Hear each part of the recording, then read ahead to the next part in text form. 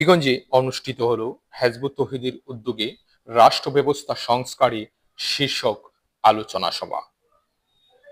গতকাল শনিবার 28শে ডিসেম্বর সকাল 10টায় শায়েস্তাগঞ্জ নতুন ব্রিজ এলাকায় এ অনুষ্ঠানের আয়োজন করে জেলা হেজবুত তৌহিদ হবিগঞ্জ।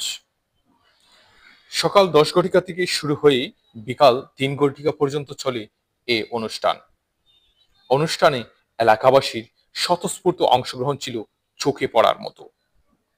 অনুষ্ঠান শেষে হেজবুত তৌহিদের আদর্শের সাথে ঐক্যমত পোষণ করে আন্দোলনের সাথে ঐক্যবদ্ধ হন শতাধিক জনতা। হেজবুত তৌহিদের হবিগঞ্জ জেলা সভাপতি মোহাম্মদ মিনহাজুল আবেদিন আলম এর সভাপতিত্বে আলোচনা সভায় প্রধান অতিথি হিসেবে উপস্থিত ছিলেন সিলেট বিভাগীয় আমির জনাব আলী হোসেন। মুখ্য আলোচক হয়ে বক্তব্য রাখেন নোয়াখালী সোনাইমুড়ি জামে মসজিদের খতিব চাষিরহাট নুরুল হক উচ্চ বিদ্যালয়ের সহকারী শিক্ষক হেজবুত তৌহিদ আন্দোলনের শিক্ষা ও প্রশিক্ষণ উপসম্পাদক রাকিব আল হাসান। ব্রিটিশদের তৈরি করা, খ্রিস্টানদের তৈরি করা আইন, হুকুম, বিধান দিয়ে আমাদের সমাজ পরিচালনা করতে লাগলো। কথাটাকে পরিষ্কার হলো, তারা যখন সমাজ পরিচালনা করতে লাগলো তখন তারা একটা চ্যালেঞ্জ ফেস করলো। সেটা হচ্ছে মুসলমানরা তাদের বিরুদ্ধে আন্দোলন করতে লাগলো, ব্রিটিশ বিরোধী আন্দোলন।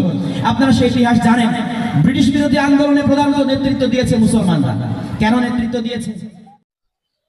তিনি আরো বলেন, 92% মানুষ মুসলমান দাবিদার, কিন্তু আমাদের সমাজে, আমাদের রাষ্ট্রে আল্লাহর বিধান চলে না, আল্লাহর হুকুম চলে না, আল্লাহর আইন চলে না।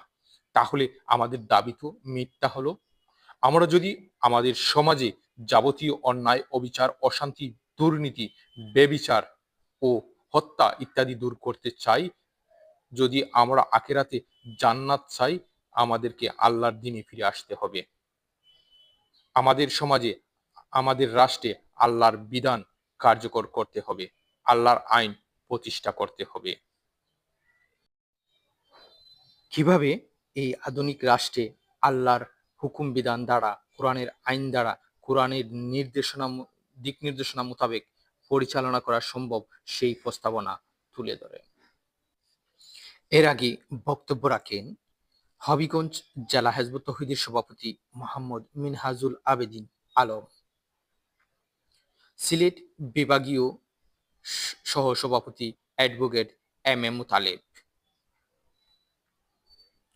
বক্তব্য রাখেন চট্টগ্রাম বিভাগীয় রাজনীতি ও মিডিয়া বিষয়ক সম্পাদক নুরুল আফসার সোহাগ এবং বাহুবল উপজেলা সভাপতি আক্কাসুর রহমান।